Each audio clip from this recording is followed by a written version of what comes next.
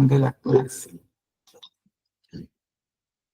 Y tomando que espero que todos estén acá, presentes, que no estén manejando, que hayan llegado a su casa y que se encuentren pues en el momento de poder compartir 100% las actividades que vamos a ver ahorita. Vamos a empezar un poco mirando lo que tenemos en la plataforma, donde les queda pendiente hacerme un test diagnóstico que está allí, que va a cerrar el 10 de julio. Allí también ya están las indicaciones para el proyecto integrador. Le colocamos la apertura del módulo número 1, que es donde vamos a ver conceptos y significados de la ciencia. Está toda la introducción.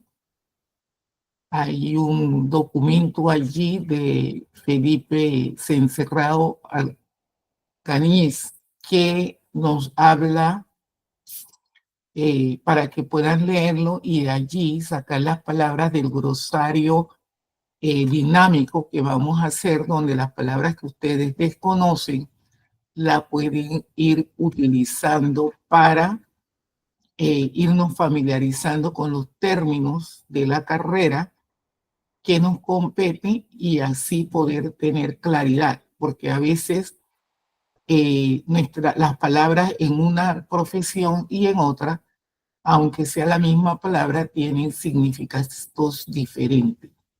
Entonces, en este módulo 1, donde ustedes deben de leer el documento de historia de la educación con sus reflexiones de Virginia Guichot, tienen el sentido de lo que es la introducción a las ciencias de la educación de José Luis Rodríguez y la teoría de la educación del conocimiento. Todos esos documentos que están plasmados allí le van a facilitar el poder seleccionar las palabras que requerimos para elaborar ese glosario dinámico. Esa actividad cierra el 10 de julio.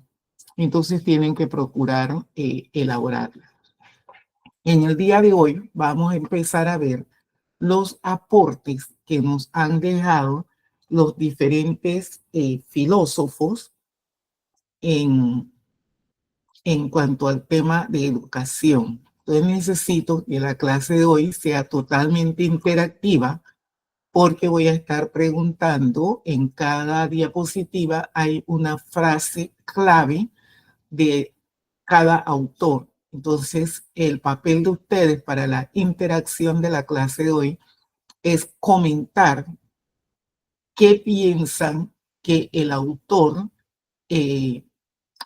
por qué el autor enfatiza en ese pensamiento clave y cómo nosotros podemos, pues, interpretarlo desde nuestro ámbito educativo, porque son filósofos que datan desde la edad antigua hasta estos momentos y que nosotros muchas veces tenemos que recurrir a ellos porque son los antecedentes que tenemos para el trabajo en el proceso educativo que se da en el aula de clase o las teorías que manejamos para poder planificar o desarrollar una que otra actividad. Entonces, necesito una participación total de las 4 que ya están presentes en la clase. Voy a empezar a proyectar y vamos a empezar el trabajo del día de hoy, al menos que tengan alguna pregunta adicional.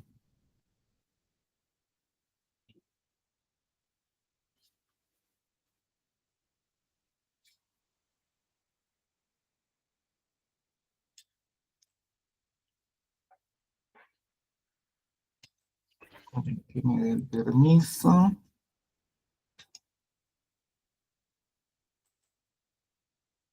aporte de los filósofos de la educación, permitir.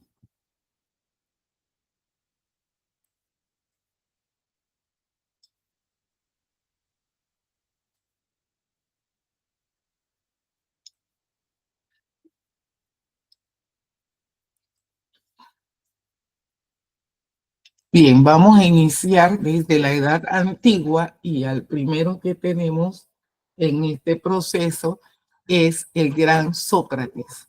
Sócrates, que tiene que ver con el método mayéutico o el diálogo, donde enfatiza en las preguntas para poder descubrir el conocimiento. Nosotros vemos a los niños pequeños que todo lo preguntan. En ese constante preguntar de los chicos, nosotros podemos ver que allí hay un proceso de aprendizaje siempre que se le dé la respuesta, porque ellos van hilando esas respuestas que le vamos dando para poder descubrir entonces por sí mismo un conocimiento sobre el tema. Cuando el niño pregunta, por ejemplo, ¿por qué llueve? Y le contestamos en ese proceso, el bailando. Otro día que está lloviendo nuevamente, el niño va a preguntar. Pero a lo mejor en ese momento llovió escampó y salió un arco iris. Entonces él no solamente va a preguntar sobre la lluvia, sino que también va a preguntar sobre los colores que se formaron allí en el piso y que les llama la atención. Entonces, cada respuesta que nosotros le vamos dando, él le permite ir construyendo ese conocimiento. Para Sócrates, la visión educativa se dio desde una formación moral y el desarrollo de ese pensamiento crítico que necesita tener el hombre, o sea, ese diálogo que necesitamos y que se enfatiza. Entre la frase clave de Sócrates tenemos conócete a ti mismo. ¿Cómo pueden interpretar ustedes esa frase célebre de Sócrates, conócete a ti mismo? A ver, Emily, Osiris, Marita, Bueno, buenas. Yo considero que primero, como dice Sócrates, primero uno mismo debe conocernos a uno mismo, qué valores tenemos o qué cualidades tenemos y así poder conocer a las demás personas. Porque de nada sirve que si no conocemos nuestra idea, no podemos conocer bien a otra persona. Considero así, pues. ¿Quién tiene otra opinión?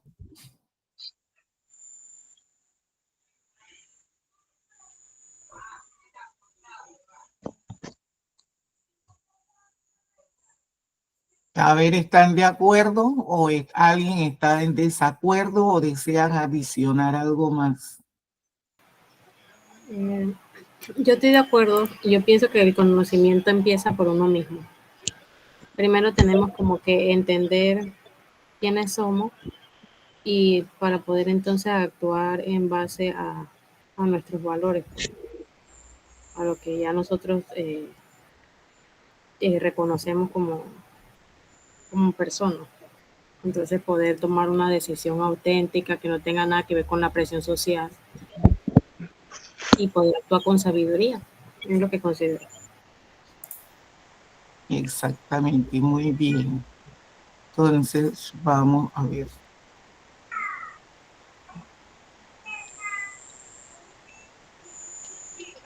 Vamos a seguir con otro de la época de la Edad Antigua, que sería Platón.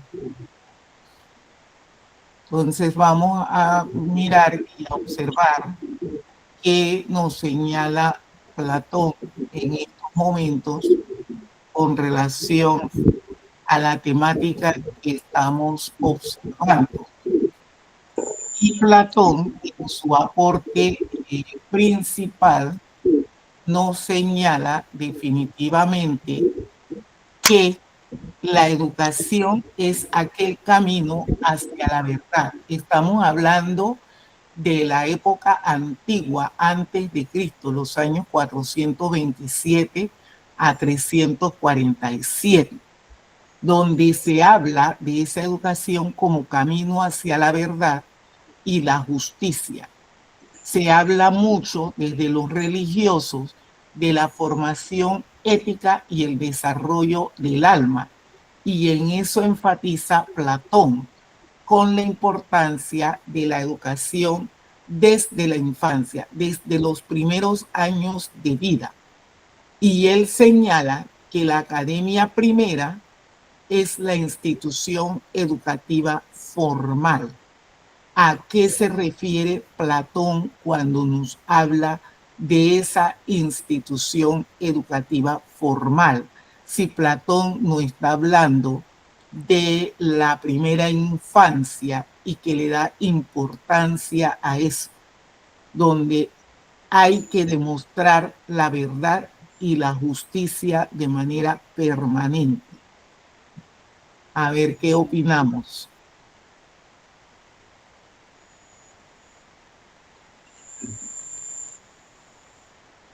Porque allí podemos ver la integralidad, hablamos de la integralidad del hombre, de la formación integral. Tenemos 3 áreas de la taxonomía de Bloom: la psicomotora, la social afectiva y la cognitiva. Al formar al individuo de manera integral y mirando la importancia de la ética para poder formar a nuestras niñas y jóvenes, ¿cómo llevamos eso? Entonces, ¿qué me pueden señalar allí como fundamental en esa teoría de Platón? Lo que yo pienso, profesora, por lo menos en el caso de Platón, era que el objetivo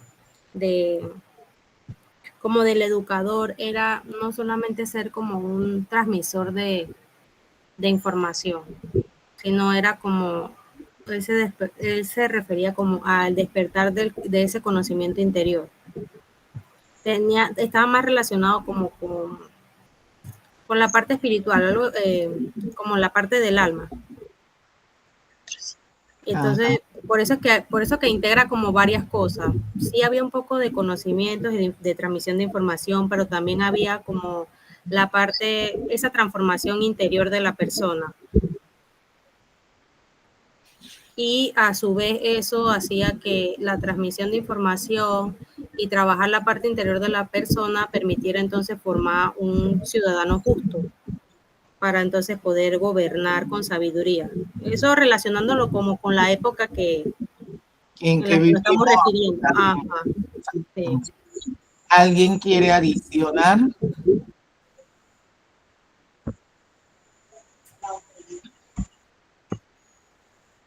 Bueno,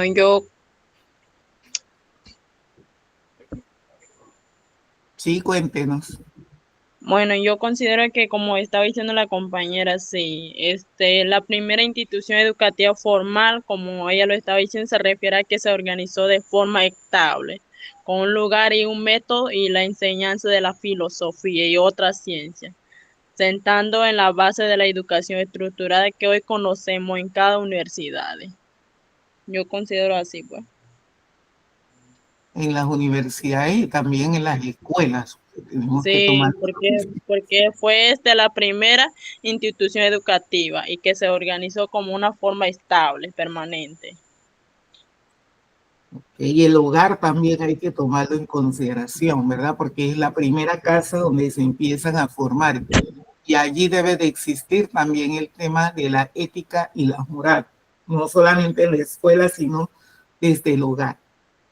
Bueno, siguiendo entonces tenemos a Aristóteles, que también es de la época antes de Cristo, de los años 384 a 322, donde el aporte de él sigue siendo igual que Platón, una educación integral, solamente que Aristóteles entonces ahora habla de cuerpo, mente y ética. O sea, que la educación debe adaptarse a la naturaleza del niño, a ese niño en sí, quién es el niño, cómo es el niño, qué le gusta al niño, qué hace al niño, en qué contexto vive el niño, y allí poder fomentar la virtud. Y dentro de sus palabras clave, él tiene que la amistad es un alma que habita en dos cuerpos. Uno que es el corazón, que va a habitar entonces en dos almas. ¿Qué interpretación damos allí con Aristóteles, que nos vuelve a enfatizar en una educación integral, pero ahora hablándonos de virtud y adaptación del niño? Adaptación del niño a ese contexto donde vive, donde estudia, donde se desarrolla, donde crece. ¿Qué podemos mirar allí desde ese filósofo que nos enmarca?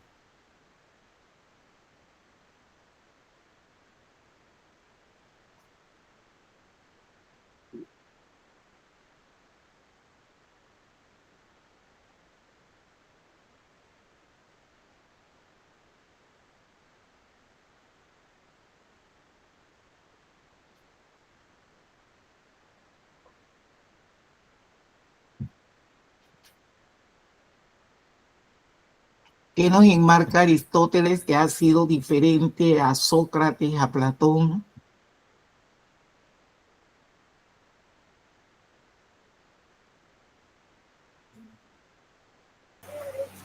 Podría ser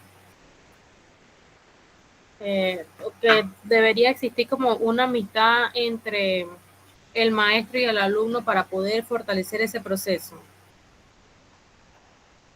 Y que el aprendizaje es como colaborativo, pues.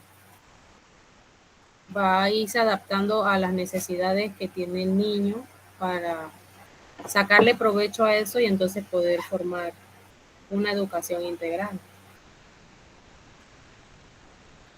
¿Quién más aporta algo más?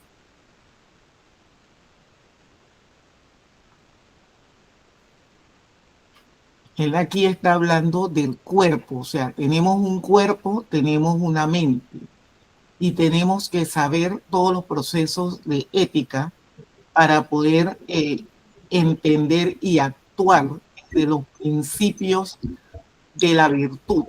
La virtud es una ciencia que nos lleva también a decirnos la forma de actuar en un momento dado, que si conocemos el bien, qué camino podemos ir tomando o adquiriendo. Entonces, en esa edad antigua, Aristóteles ya planteaba ese aporte a la educación para que podamos mirar dentro de ese contexto verdaderamente al individuo y su ser.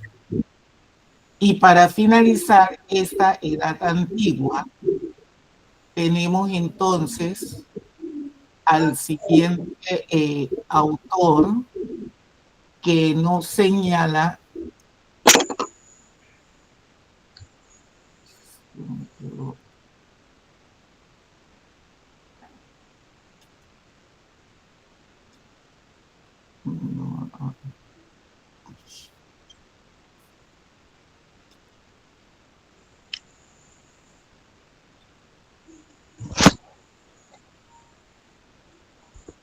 tenemos entonces a Marco Fabio Quintilicio,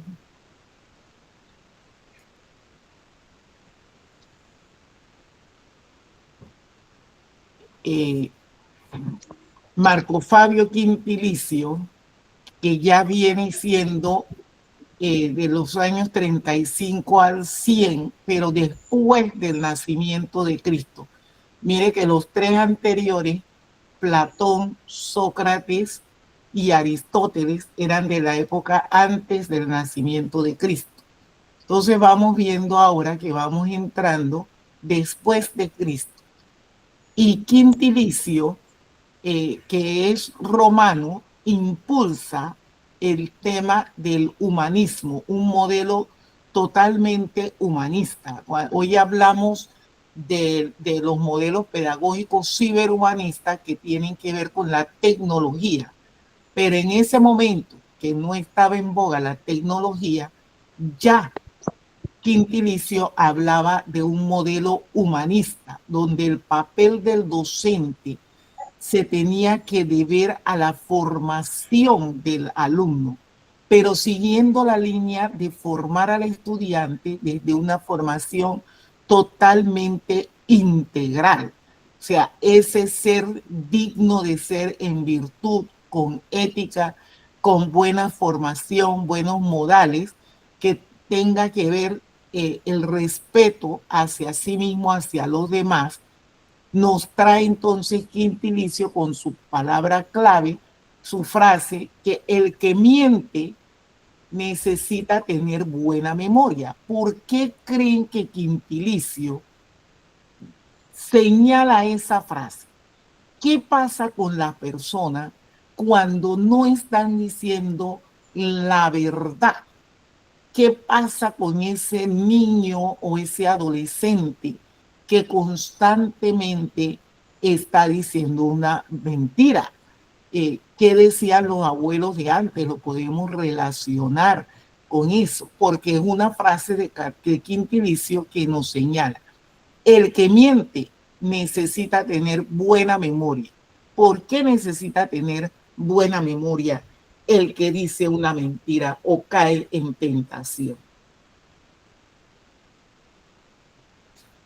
Bueno, yo considero que para sostener una mentira hay que recordar todos los detalles falsos, porque para no contradecirse, pues, porque en cambio quien dice la verdad no necesita recordar nada inventando. Y siempre como tanto en el colegio, ya sea en la casa o en la universidad, a donde estemos, siempre preferimos decir la verdad. Porque la mentira ya, si uno miente, ya dice que tenemos mal memoria o que mentir no es reprobable, pues. Lo considero así. Perfecto. ¿Quién me dice Mirjana?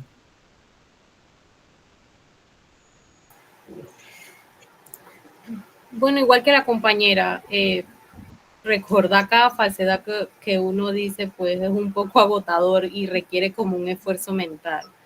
Y creo que este autor en la educación lo que buscaba era como fomentar la honestidad desde pequeño en los estudiantes. Aquí iba más allá de transmitir una información, sino que iba más a la formación integral de un ciudadano desde la perspectiva moral. Entonces evita pues que los estudiantes se enreden o digan excusas si lo enfocamos desde el ámbito educativo. A ver, Emily, ¿qué nos dice? ¿Qué pasa cuando uno dice una mentirita? Porque a veces dice, no, una mentira piadosa, una mentira de las buenas. ¿Qué pasa con eso?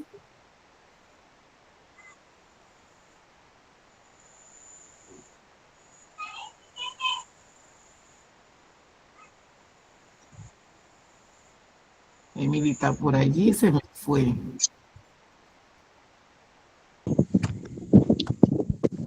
Si me escucha bien mi nombre. Disculpe. Estamos hablando Pues cuando uno dice una de mentira, inicio. El que miente necesita tener buena memoria. ¿Qué pasa con eso? ¿Qué pasa si no tenemos esa buena memoria?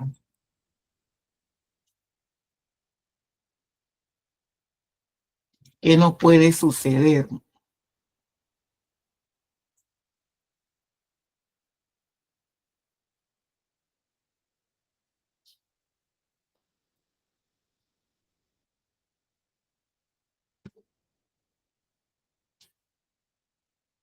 Para decir una mentira hay que saber mantenerla, ¿verdad? Como decía Marita y Mirjana. Si no me acuerdo, entonces cuando la vuelvo a decir, si no estoy diciendo la verdad, caigo porque cada vez voy cambiando la historia y las personas se pueden dar cuenta de que a una misma historia tengo varias versiones. Entonces ahí es donde caemos en el tema de que es una mentira y a la persona se les deja de tener credibilidad. Por eso al niño desde temprana edad hay que enseñarle y fomentar en ellos el hecho de decir la verdad. La verdad puede costar en algún momento, pero tenemos que aprender a decir la verdad y a sostenerla. Entonces, miremos esos 4 filósofos de ese momento de la edad antigua, antes y ya después de Cristo, cómo nos llevan a ver. Acuérdense que es una época de mucha religión, de mucha creencia, y hay que formar a las personas en esa virtud, en esa creencia, para que se puedan también desenvolver. Entonces, tomando todo eso en consideración, es que están esas frases célebres de estos primeros filósofos de la educación, cómo pensaban y cómo sustentaban que debería de ser el accionar desde muy temprana edad para que las personas pudieran ser realmente éticos y morales. Ahora vamos entrando en la Edad Media y entramos en la Edad Media con San Agustín de Hipona, que ya es 354, 430, ¿verdad? Donde él va llevando más todavía a la integración de la fe, a las creencias que vamos teniendo y la razón entonces en la formación de la persona a través de la educación. Y él señala allí que ese conocimiento también le permite a la persona acercarse con Dios y hacerse una mirada introspectiva. ¿Cómo es mi actuar? No tanto mirar al otro, sino mirarme a mí mismo. Entonces, que también tenía relación con lo que vimos de Sócrates, ¿verdad? Y Aristóteles, cómo ellos enfocaron esa formación moral y el pensamiento, la educación integral y la ética. Y ahora con San Agustín nos vamos al tema del conocimiento y la espiritualidad. Y dentro de ese marco, él tiene la frase clave: ama y haz lo que quieras. ¿Qué podemos interpretar allí en ese tema de ama y haz lo que quieras? Sin caer en libertinaje.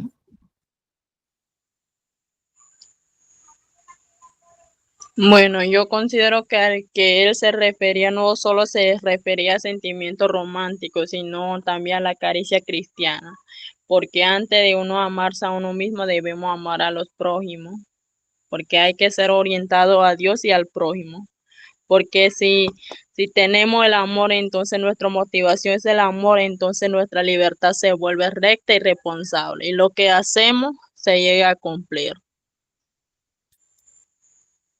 Excelente, Marita. Tenemos ahora a Clemente de Alejandría.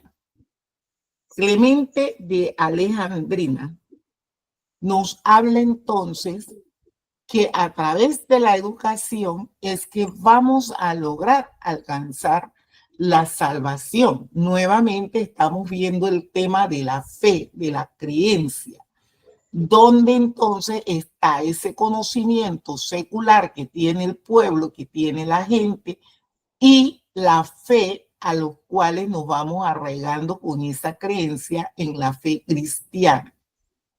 Y él nos dice entonces: no quiero la muerte del pecador, sino su arrepentimiento. O sea que allí vamos viendo ya cómo ese actuar de las personas que no están del bien, que no están con la moral y la ética, tienen que arrepentirse de las cosas que hacen, ¿verdad? Para poder ser sana o salva. Y allí vamos viendo cómo nos vamos arraigando pues a esa fe cristiana dentro de la Edad Media.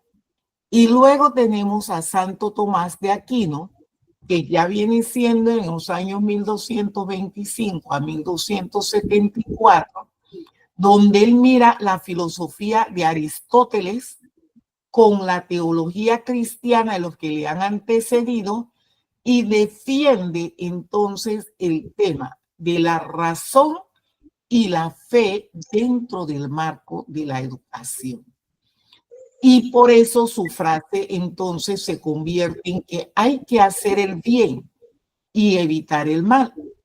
Siempre hablamos de que hay dos caminos. Hay un camino del bien y hay un camino del mal. Las personas tienen que tomar la decisión cuál es el camino que quieren para seguir. Entonces, ¿cómo me voy formando yo tomando en cuenta todo lo que los filósofos anteriores han dicho? Y ahora empiezo desde la introspección también a mirar cómo combino la razón, el conocimiento y la fe en el tema de educación. Y allí vemos entonces que hay una síntesis de la parte teológica, la parte de la creencia, la parte de la religión, la parte de la fe. Vamos aunando allí esos esfuerzos. No sé, un comentario de la Edad Media, cómo ven a los filósofos de la Edad Media y cómo podemos compararlo con lo que estamos viviendo hoy.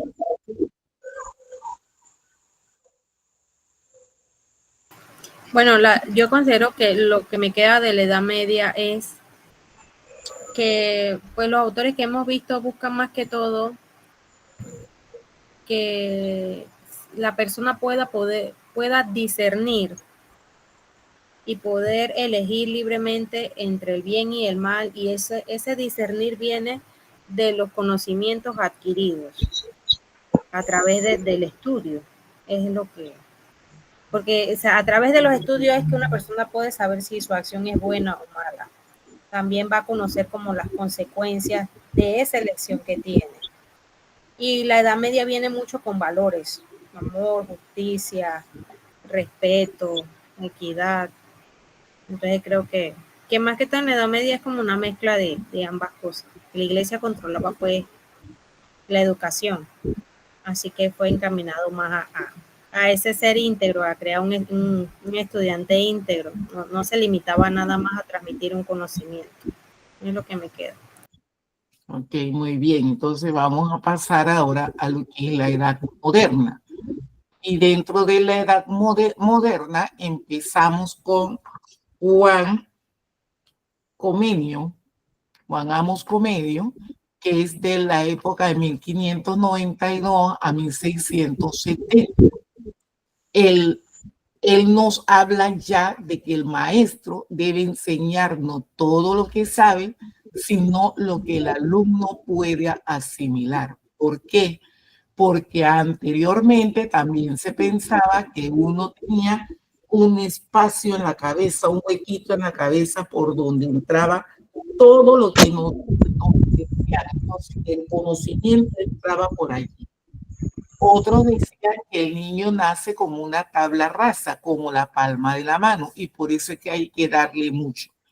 Pero entonces viene Comenio y nos dice que es lo que el alumno pueda asimilar, porque ya las teorías y ya los estudios nos están diciendo que no es como se pensaba, sino que hay que darle una vuelta. Entonces, Comenio, que es considerado el padre de la pedagogía moderna, él viene y propone una didáctica universal y la educación para todos. Acuérdense que en los primeros años los que iban a las escuelas a estudiar eran los hombres. Las mujeres se tenían que dedicar a la crianza y a la formación de sus hijos. Entonces, las mujeres tenían que tener muy bien todo lo que hemos visto anteriormente, la ética, los valores, la moral, muy bien cimentada, porque era la responsable de la formación del ser humano desde el hogar. Pero ya cuando llega Juan Amos Comenio, él habla de que la educación debe ser para todo el mundo, para hombres y mujeres. Entonces, allí empieza también el tema de los métodos activos, miren que ya ahí empieza un tema de inclusión. Hay que hacer la educación adaptable a todos los niños. Hablamos de inclusión, hablamos de equidad cuando hablamos de la universalidad. Hay que enseñarle a todos, todo a todos. O sea, todo el mundo debe de saber lo mismo, debe recibir el mismo proceso de enseñanza-aprendizaje para que las personas se puedan desenvolver. Entonces, va a depender de mí, de mi estructura, de mi mente, de mi cuerpo, todo lo que yo puedo asimilar de lo que me están nutriendo en conocimiento para poder entonces actuar. Entonces allí vemos cada uno de estos autores, pues, formándonos en esa temática. Tenemos entonces, después de Juan Amos Comenio, a John Locke, que empieza con el tema del empirismo, o sea, esa experiencia que tiene el individuo, esa experiencia que tenía las mujeres formando en el hogar, que les va a servir posteriormente cuando se incorporan también a la vida profesional, puedan estudiar y puedan desenvolverse. Ese aprendizaje y la parte de la formación física, volvemos a ver el tema de cuerpo y mente, ¿verdad? La parte física y la parte mental. Entonces, la frase de John Locke allí, él nos dice que todo hombre tiene propiedad sobre su propia persona. Nadie tiene derecho sobre ella, excepto él mismo. O sea, yo tengo que saber cuáles pueden ser mis limitaciones, qué debo de hacer, qué no debo de hacer, y no solamente vivir bajo la otra persona. Esta es una época donde ya se está viendo el tema del esclavismo, de la integración, de la propiedad, de la venta. Entonces allí el hombre tiene que saber que nadie tiene derecho sobre ellos, sino que yo me tengo que respetar, tengo que tener mis ideales, pero también debo de tener una libertad. Luego pasamos al otro autor, no, en la edad moderna tenemos al siguiente, que es Jean-Jacques Rousseau, que él está en la edad moderna, pero también cae en la edad contemporánea. Entonces tenemos este hombre que está en ese proceso de transición entre la Edad Media, lo religioso, las mentalidades, cómo vamos aceptando que ya las mujeres podamos integrarnos a la educación. Él promueve entonces una educación natural donde está el respeto al desarrollo del niño.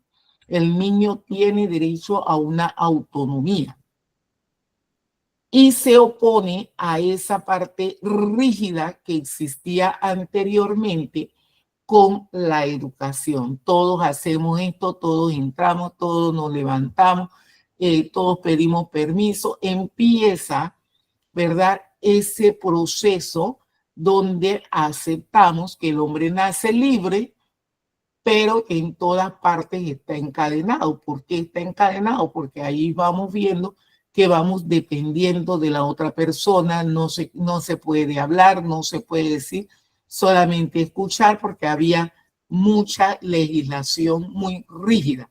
Entonces, Rousseau, que entra saliendo la edad moderna, pero entrando en la contemporánea, él entonces promueve una educación donde debemos de respetar al ser humano. Allí empieza el tema de los derechos también del ciudadano, de los derechos del ser. A ver, antes de pasar a la contemporánea, entonces, ¿quién opina?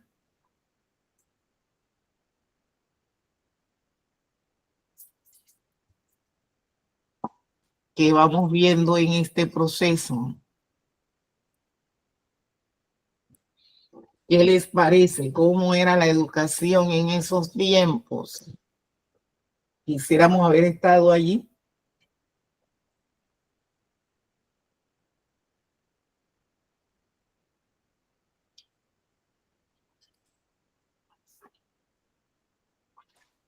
A ver, Emily o Siri, cuéntenme.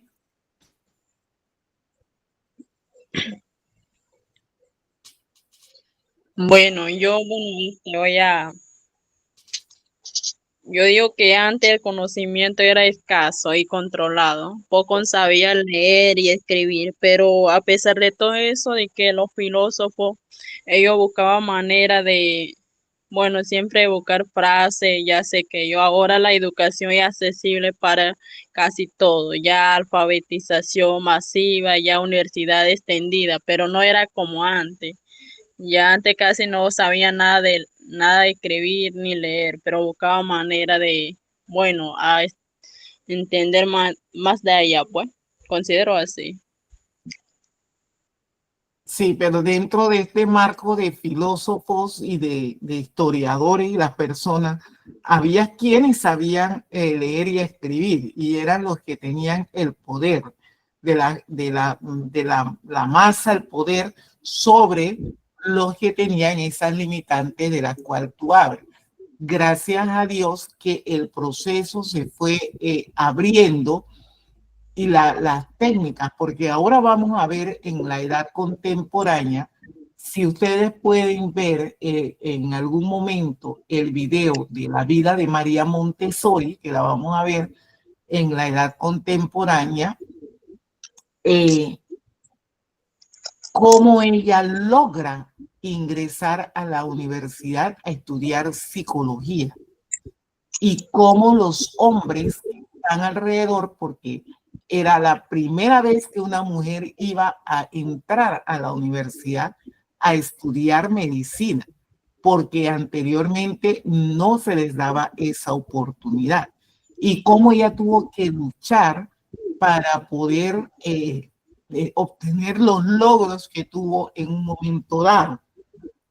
Entonces vamos a ver ante ese pensamiento tan rígido que tenían las personas, cómo nosotros logramos, cómo se va logrando, cómo la humanidad va logrando a través de los años diferentes cambios.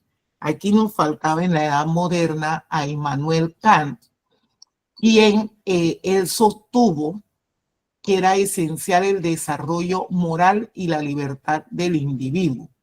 Y allí él habla de su frase clave o célebre, atrévete a saber, donde pues allí vemos una vez más que todos tenemos ese derecho de querer aprender de las ansias de la sabiduría, del conocimiento y cómo nos vamos aferrando a ese conocimiento en los diferentes momentos de la humanidad, cómo el hombre va logrando incorporarse, educarse y poder aprender y vivir en sociedad y mejorar su calidad de vida. Porque recuerden que hay un dicho también que dice que el que maneja el conocimiento tiene poder. Entonces, en la medida en que yo me prepare, que yo estudie, yo voy alcanzando mejores calidad de vida. Y eso, si nosotros miramos entre todas las corrientes que hubieron en el momento, pues había que adquirir el conocimiento, había que accesar a esas puertas o tocar puertas para poder ir logrando esos aprendizajes. Entonces entramos en la edad contemporánea con John Dewey y él impulsa un aprendizaje activo y pragmático, considerando la educación como un proceso vital, pero también social. Recuerden que vivimos en sociedad, entonces en la medida en que todos podamos ir adquiriendo conocimiento, podemos desenvolvernos en las reuniones, en las comunicaciones, porque ya vamos teniendo un nivel mayor de conocimiento sobre las temáticas. Y la frase de él, que hasta hoy se mantiene y muchos pedagogos lo mantienen, que la educación no es preparación para la vida, es la vida misma, porque en la medida en que tú recibes educación, mejora esa calidad de vida y entonces eso lo vas a usar. Entonces, porque no voy a obtener una educación como señala ahí en un libro, no es una preparación para la vida, porque entonces, ¿hasta cuándo tenemos vida? Pero si es la vida misma, yo voy a disfrutar cada momento, cada instante que voy aprendiendo y voy compartiendo esos conocimientos. Entonces me doy cuenta que la educación es vida, es calidad, es conocimiento, es producción también de conocimiento. Entonces vamos viendo todos esos elementos allí con John Dewey, que nos habla entonces de ese proceso de experiencia y formación. Y luego acá tenemos a María Montessori. Mire que entre todo lo que hemos mirado desde la edad antigua, ahora es que aparece una mujer. Aparece una mujer que rompe esquema y que decide que va a ingresar a la universidad y va a prepararse y va a ayudar a los demás y va a ser creativa. Entonces ella en el método Montessori, que es un método donde el niño debe de aprender y avanzar basado en la libertad, yo voy aprendiendo, adquiriendo mis conocimientos en la medida en que voy pasando de un material a otro que me va dando, y los materiales que ella construyó están hechos a base de aprendizaje, pero tienen un control de error que me permite, si me equivoco, volver a realizarlo nuevamente para hacerlo bien. Y eso es lo que me va dando la libertad, porque no necesito tener al docente que me diga, te equivocaste, lo hiciste mal, sino que como tiene un control del material, eso me dice, no lo hiciste bien, prueba por aquí, hágalo por acá. Es como si estuviéramos trabajando un rompecabezas. Cuando la pieza no encaja, yo sé que no va allí. Allí hay un error. Tengo que mirar bien los colores, las formas que tiene para ver a dónde dentro del rompecabezas lo voy a poner para unirlo. Pero ella también hablaba del ritmo de aprendizaje. Todos somos diferentes, todos no podemos aprender en la misma forma y al mismo ritmo. Entonces necesitamos que cada quien vaya a su ritmo para lograr el aprendizaje. Los que van más rápido podrán pasar más rápido de un material a otro. Los que van más lento trabajarán y trabajarán hasta lograr el dominio del conocimiento o del concepto. Entonces, cuando ella habla de esa libertad, es eso, que me permita hacer, aprender, pero también a mi ritmo individual. Y que lo que voy aprendiendo esté basado en mi experiencia, porque cuando trabajo el tema de control y error, allí hay una experiencia que yo voy aprendiendo y voy adquiriendo, de manera que cuando lo vuelva a repetir, lo voy a hacer bien porque ya la experiencia me va a decir que lo logré. Entonces, la frase de ella era, ayúdame a hacerlo por mí mismo. O sea, llevemos al niño de la mano, pero no le hagamos el trabajo. El niño debe de aprender que tiene un guía que lo va a ir ayudando, pero que él lo tiene que hacer. Y en la historia de María Montessori, que ella hace énfasis en la etapa sensorial, al igual que Piaget y otros, donde el trabajar con material concreto es lo que le permite a ese niño ir descubriendo su error y poder hacer las cosas por él mismo. Cuando él tiene que abotonarse la camisa o subir un zipper, el de tanto practicar y hacerlo, él lo va a lograr solito. No es que siempre la mamá o el papá o la maestra le tiene que ayudar a abotonarse, sino enseñarse. De allí también la frase: no me estés dando todo, enséñame a pescar, que voy a poder tener alimento todos los días. Pero si estoy viviendo de las migajas que me van dando, siempre voy a ser dependiente. No voy a aprender a pescar para poder comer. O sea, no voy a aprender a trabajar para poder tener lo que yo necesito. Entonces, hay que ayudar a las personas, pero hay que darle libertad para que las personas lo hagan y lo puedan hacer muy bien. Entonces tenemos a María Montessori y pasamos a Jean Piaget. Ellos son contemporáneos y trabajaron mucho juntos. Jean Piaget también habla de esa etapa sensorial, pero habla de la asimilación y la acomodación del aprendizaje. Entonces, él, en la teoría del desarrollo cognitivo, donde hay que adaptar la educación a las etapas del niño, por eso es que él habla del periodo sensorial, del periodo preoperativo, del periodo operativo. Él habla de esos procesos porque son niveles que el niño va pasando, y también sustenta que en los primeros años de vida el niño debe de trabajar con material educativo para poder tocar, palpar, sentir, experimentar. En esa medida, él va obteniendo el dominio de los conocimientos. Entonces, en su frase, él nos dice: lo que vemos a veces cambia lo que sabemos. ¿Por qué?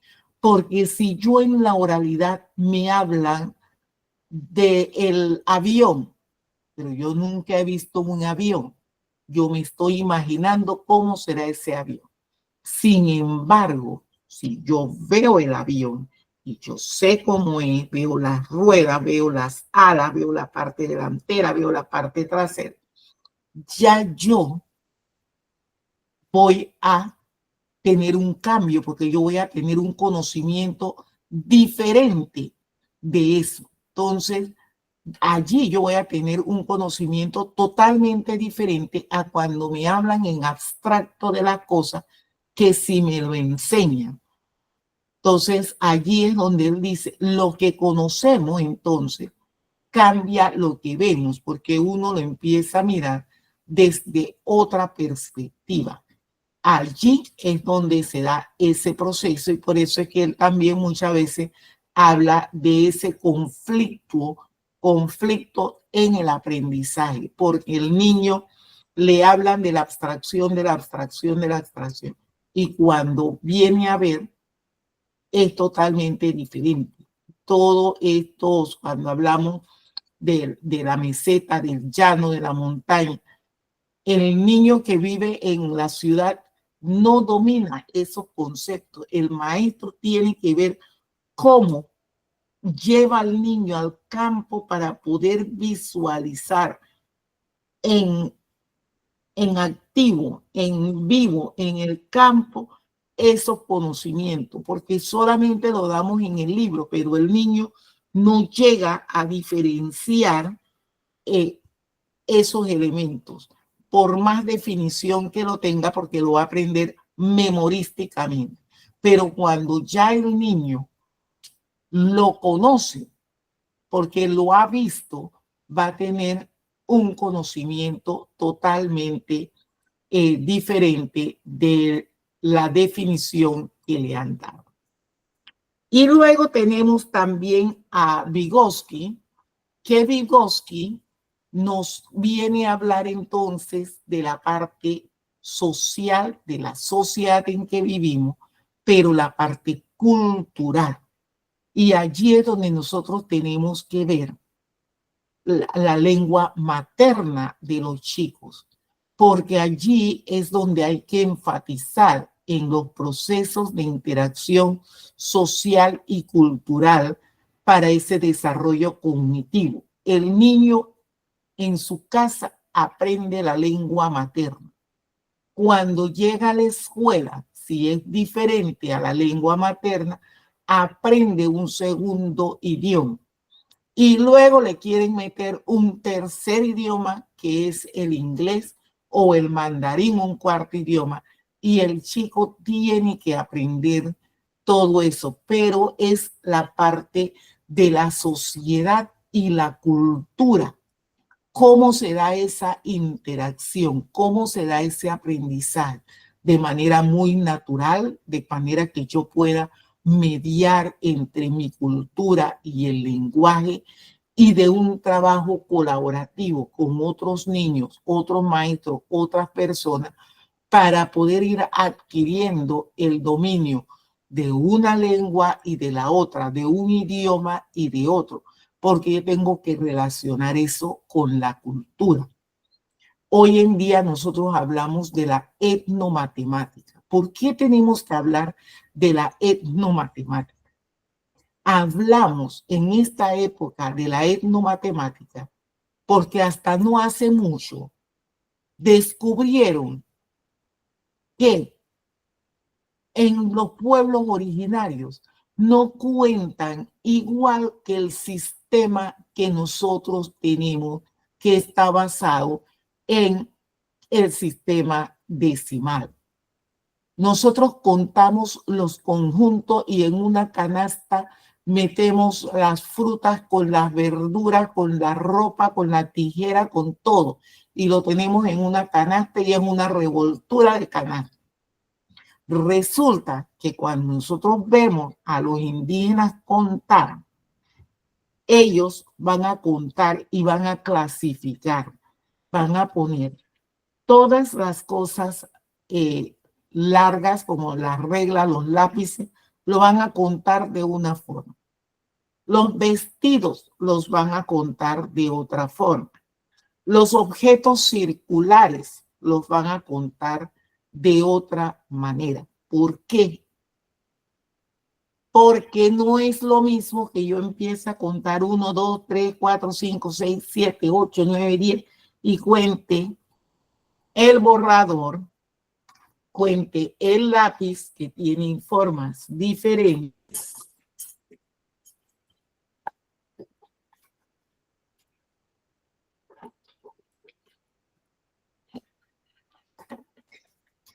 Y tengo acá una pelotita, ¿sí? Todo lo redondo tiene una forma de contarse. Todo lo alargado tiene una forma de contarse. Y esto que tiene otra forma, tiene otra manera de contarse. Entonces yo tengo que clasificar los objetos cuando los voy a contar. Entonces, el niño entra a la escuela que viene de la casa de hacer conteos con la mamá y en su lengua materna, y en la escuela le dicen, aquí hay un conjunto donde hay una tijera, un lápiz, una manzana y una cartera, y aquí hay 4 elementos. El niño, como dice Piaget, tiene un conflicto en la cabeza, porque una cosa es lo que aprendí y ahora tengo que hacer un proceso de reaprendizaje para entender lo que la maestra me está enseñando. Entonces, para evitar eso con los niños en primer y segundo grado, que todavía están muy pequeños y todavía están adquiriendo los inicios del segundo idioma, llevarlos a que aprendan o fortalezcan la matemática de su pueblo originario para luego hacer el andamiaje del cual nos habla Vygotsky, ese cambio, esa mediación, para poder entonces asimilar el nuevo conocimiento que me dan.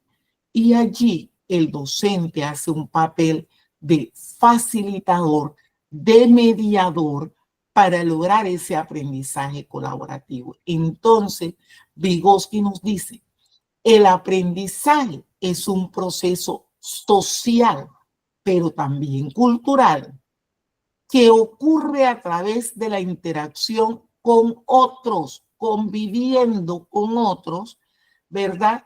Especialmente aquellos con más conocimientos o experiencia. Allí es donde se da ese proceso de lo que llamamos el andamiaje. Era ese proceso sociocultural que tenemos que tener presente. Y luego tenemos a Paulo Freire, que nos vuelve a hablar de la parte de la educación liberadora, pero que está enfocado en la conciencia crítica y la emancipación social. Cómo a través de la pedagogía, de la educación, logramos empoderar a las personas y transformar una realidad que se pueda dar a través de la dialógica, del diálogo y de la reflexión crítica. Entonces él nos dice, nadie educa a nadie. Nadie se educa a sí mismo. Los hombres se educan entre sí con la mediación del mundo. Todos necesitamos unos del otro. Por eso vivimos en sociedad. No vivimos en isla. No vivimos alejados unos de otros. Vivimos en sociedad y tenemos que hacer esa colaboración. Pero también tenemos que hablar nuevamente, como en la época antigua, de una educación humanizadora de la humanidad, de lo que necesita la humanidad, de esa parte moral, esa parte ética. Hacer una pedagogía con amor, con afecto. Entonces vamos viendo cómo el hombre puede entonces transformar esa realidad en que vive si tomamos en consideración esos elementos. Y tenemos a Auswell, entonces, que nos habla de un aprendizaje significativo. ¿Cuándo ese aprendizaje es significativo? Cuando yo puedo conectar la información con la nueva información más profunda. Esto es como una escalera. Tengo un conocimiento. El maestro me da otro nuevo conocimiento y yo voy a subir al siguiente peldaño con un conocimiento nuevo. ¿Por qué? Porque yo voy construyendo aprendizaje, más aprendizaje, nuevo aprendizaje. Entonces yo cada vez voy subiendo ese escalón para ver cuándo voy a llegar a la cima. Voy a llegar a la cima adquiriendo diferentes conocimientos, pero construyendo ese aprendizaje. ¿Y cuándo es significativo? Cuando yo aprendo en el aula y puedo compartirlo con otras personas porque lo he asimilado, lo he internalizado, he hecho procesos metacognitivos y lo puedo compartir. El niño aprende en la escuela, comparte con los hermanitos en la casa, con los vecinitos. La mamá le escucha cantando, se da cuenta que se aprendió un canto en la casa. Él escucha algunas cosas de la casa y la lleva a la escuela.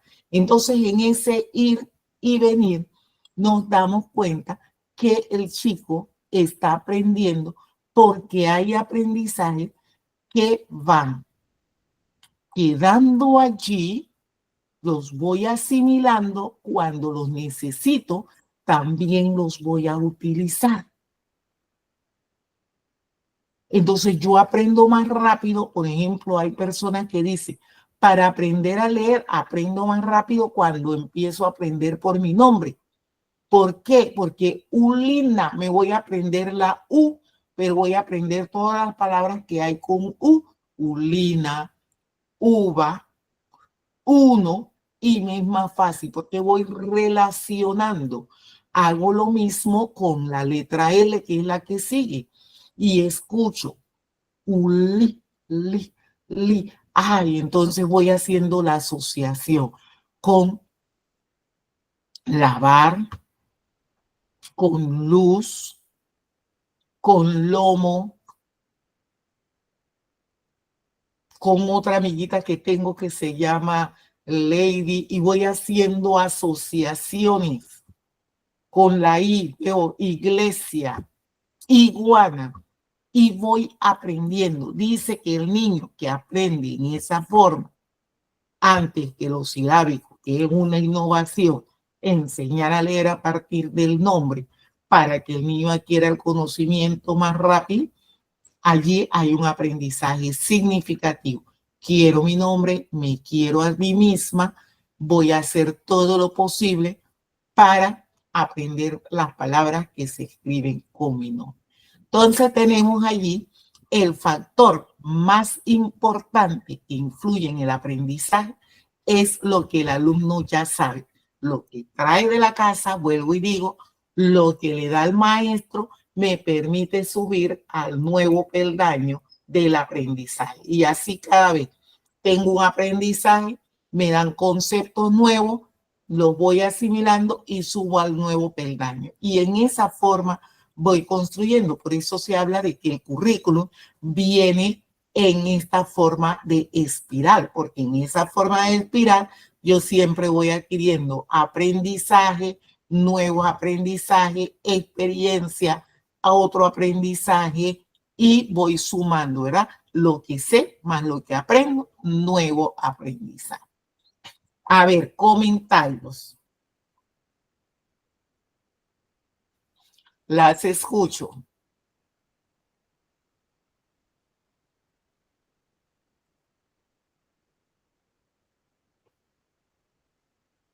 Vamos, muchachas.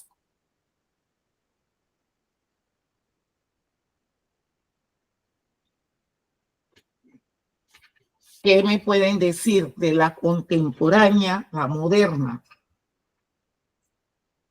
Porque la filosofía de la educación ha evolucionado a lo largo de los años, de la historia, de la vida, de la humanidad, siempre integrando los grandes pensadores que han influido de manera que nosotros hoy podamos tener estos procesos de enseñanza y aprendizaje, y todavía hay personas pensando, creando, mirando, analizando, haciendo investigaciones, dándose cuenta. Entonces es lo que nos permite comprender cada una de estas ideas en el momento que nosotros nos estamos profesionalizando o adquiriendo estos conocimientos cada vez más, ya que nos permite ser críticos en la práctica educativa actual, y eso nos permite también proponer o hacer cosas diferentes cuando estamos en el aula de clase. Las escucho para ir cerrando.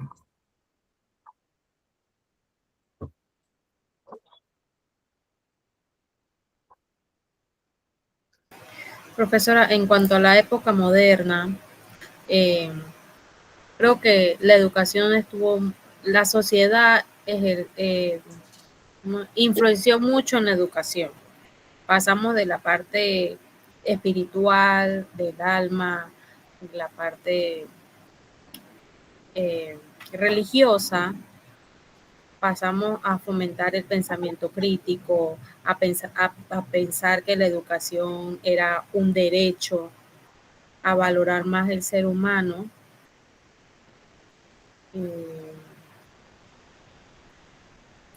Creo que se promovió la alfabetización. Si no me equivoco, creo que en esa época entonces se empezaron a crear como las escuelas, a ampliar el contenido, a respetar las infancias, como a reconocer que los niños tenían etapas, pues. en esa época también. Entonces creo que se empieza a impulsar lo que es la educación femenina, aunque con muchas limitaciones.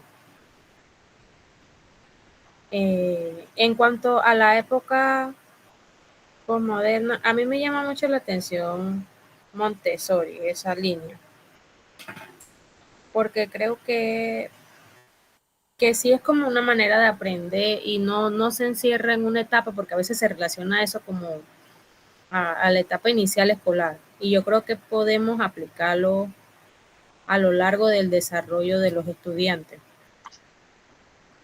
No es solo, no es solo el niño que necesita aprender viendo, observando o con la experiencia. Creo que es otra manera de transmitir conocimiento a través de experiencia, de ensayo y error, al propio ritmo del niño, dependiendo de su desarrollo. Pero creo que a veces como que no se limita a eso. Creo que tiene que ser como en un ambiente preparado, diseñado para adquirir conocimiento. O sea, no lo podemos dejar así libre, sin límite, porque entonces no lograríamos el objetivo con el niño. Ajá, la metodología Montessori se utiliza hasta en la universidad.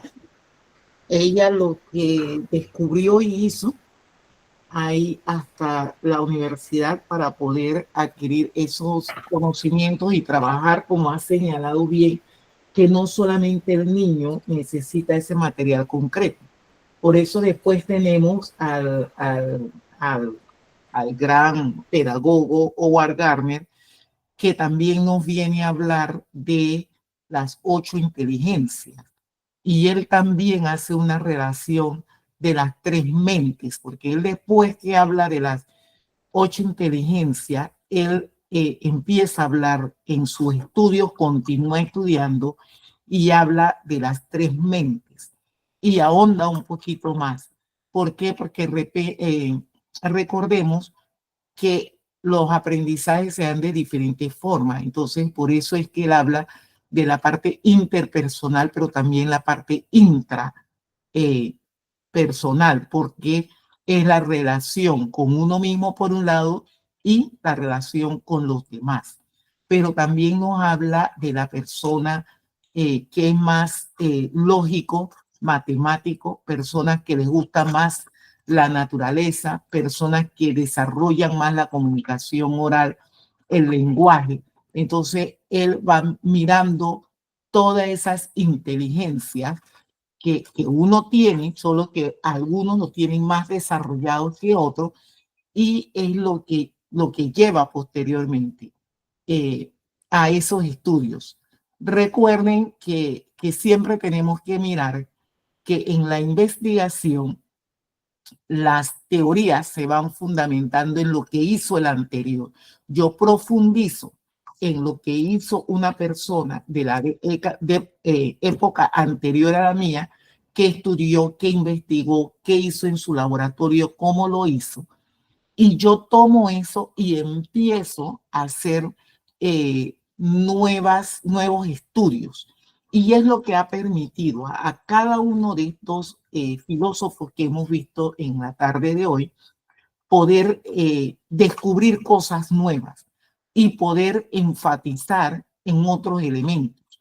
También tenemos que mirar que todos no se hicieron en el mismo contexto, fueron contextos totalmente diferentes.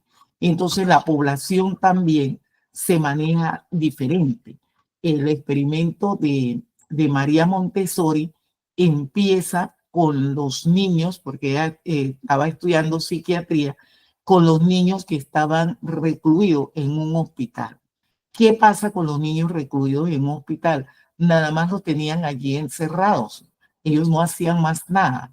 Entonces, cuando ella llega a verlos, los saca a disfrutar de la lluvia, los empieza a mirar, les lleva juguetes, les lleva material, y esos niños van teniendo un cambio. Yo las voy a invitar para no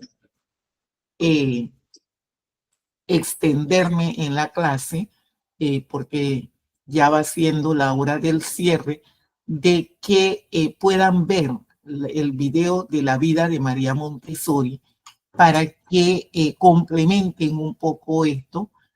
Y los documentos que tenemos allí que los tienen que leer, porque acuérdense que tienen que sacar 15 palabras, muchas las hemos visto hoy, palabras que ustedes van a encontrar en los documentos de lectura que están allí, que les va a servir para hacer un glosario dinámico. Entonces, ustedes pueden ilustrar la palabra, pueden ver, definir las palabras para tener ese conocimiento y ese manejo de las palabras que vamos a estar mirando constantemente en el módulo durante esta semana. Entonces, sí, no sé quién más quiera comentar. Muy buenos aportes. Marita va a dar un nuevo aporte.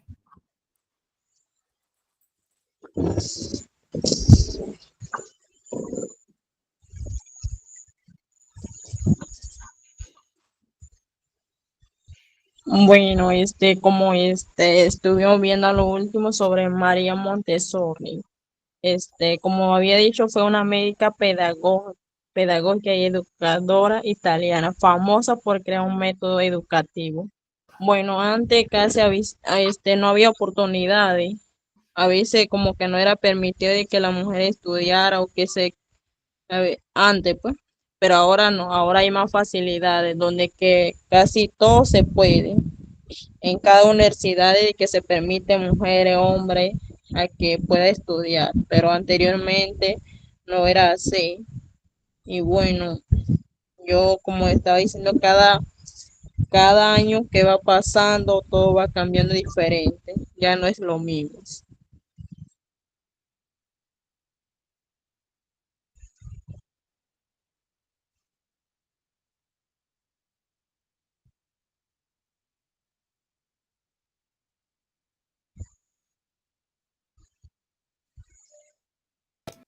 Muy bien, excelente participación. Recuerden entonces la asignación para poder hacerla ahí les puse un foro donde puedan conversar un poco y nos estamos entonces mirando en la siguiente clase. Si tienen cualquier...